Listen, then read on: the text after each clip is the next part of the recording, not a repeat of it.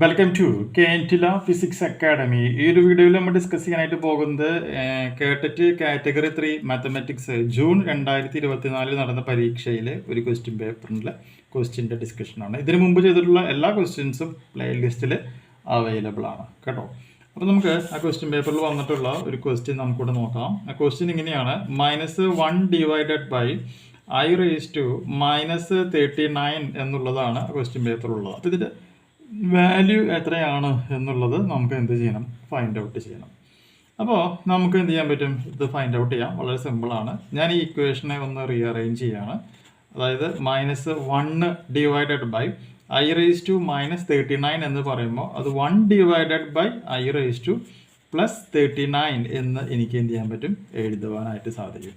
അപ്പോൾ ഇതിൻ്റെ റെസിപ്രോക്കലായിട്ട് എഴുതും. ഓട്ടോമാറ്റിക്കായിട്ട് നെഗറ്റീവ് എന്ന് പറയുന്നത് ഇവിടെ എന്തായിട്ട് മാറും? പോസിറ്റീവായിട്ട് മാറും എന്നുള്ളത് മനസ്സിലാക്കാം. ഇനി ഇതെന്ന് പറഞ്ഞാൽ ഏത് ഫോർമാറ്റാണ്? A divided by B by C format. അപ്പോൾ A by B by C എന്ന് പറയുകയാണെങ്കിൽ അത് A C divided by B ആണ്. ഓക്കെ, അപ്പോൾ അങ്ങനെയാണെങ്കിൽ നമ്മുടെ ഈ ഇക്വേഷൻ അപ്പോൾ എന്തായിട്ട് മാറും? -1 ഇൻറ്റു നേരെ മുകളിലേക്ക് പോകുന്നു i raise to 39 divided by 1 എന്ന് നമുക്ക് പറയാം. ഇതിന് ഞാൻ വീണ്ടും റീഅറേഞ്ച് ചെയ്യാണ്. -1 into i raise to 4 raise to 9 i raise to 3 എന്ന് ഞാനിവിടെ എഴുതുകയാണ്. ശരിയാണോ നമ്മൾ നമുക്ക് ചെക്ക് ചെയ്യാം. നമുക്കറിയാം x raise to m whole to the power n എന്ന് പറഞ്ഞിട്ട് എന്താണ്? എക്സ് റേസ് ടു എം എന്നാണ്. Similarly x raise to m x raise to n എന്ന് പറയുകയാണെങ്കിൽ x raise to m plus n ആണ്. അപ്പോൾ ഇവിടെ നോക്കിയാൽ ഇത് എന്ന് പറയുന്നത് ഈ ഫോർമാറ്റാണ്. അപ്പോൾ 9 ഇൻറ്റു 4 36 അല്ലേ? അപ്പോൾ 36, പിന്നെ ഇവിടെ എന്തുള്ളത്? 3. അപ്പോൾ 36 + 3 എത്രയാണ്? 39. അപ്പോൾ i റേസ് ടു 39 എന്ന് പറയുന്നത് ഈ ഒരു ഫോർമാറ്റിലേക്ക് എഴുതാനായിട്ട് പറ്റും. ഇനി മനസ്സിലാക്കുക, കോംപ്ലക്സ് നമ്പറിൽ പഠിച്ചിട്ടുണ്ട് i² എന്ന് പറയുകയാണെങ്കിൽ i² വാല്യൂ എന്ന് പറയുകയാണെങ്കിൽ അത് -1 ആണ്. i³ എന്ന് പറയുകയാണെങ്കിൽ അതിൻ്റെ വാല്യൂ -i ആണ്. i റേസ് ടു 4 എന്ന് പറയുകയാണെങ്കിൽ അതിൻ്റെ വാല്യൂ ആസ് യൂഷ്വൽ 1 ആയിരിക്കും എന്നുള്ളതും പഠിച്ചിരിക്കണം. നമുക്കെല്ലാവർക്കും അറിയാവുന്ന കാര്യം തന്നെയാണ്. അപ്പോൾ ഇവിടെ എന്ത് വരും? -1.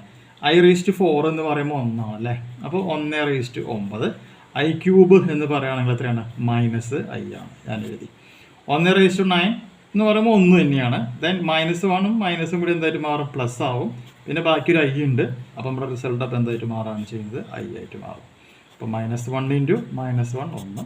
അപ്പോൾ ഇവിടുത്തെ മതക്കും പോയി, പവർ പോയി, ബാക്കി i ആണുള്ളത്. അപ്പോൾ ആൻസർ എന്ത് വരും? i എന്ന് പറയുന്ന റിസൾട്ട് നമുക്ക് ചെയ്ത് പ്രാക്ടീസ് ചെയ്യാം. അടുത്ത വീഡിയോയിൽ നമുക്ക് മറ്റൊരു ന്യൂമറിക്കൽ പ്രോബ്ലം ഡിസ്കസ് ചെയ്യാം.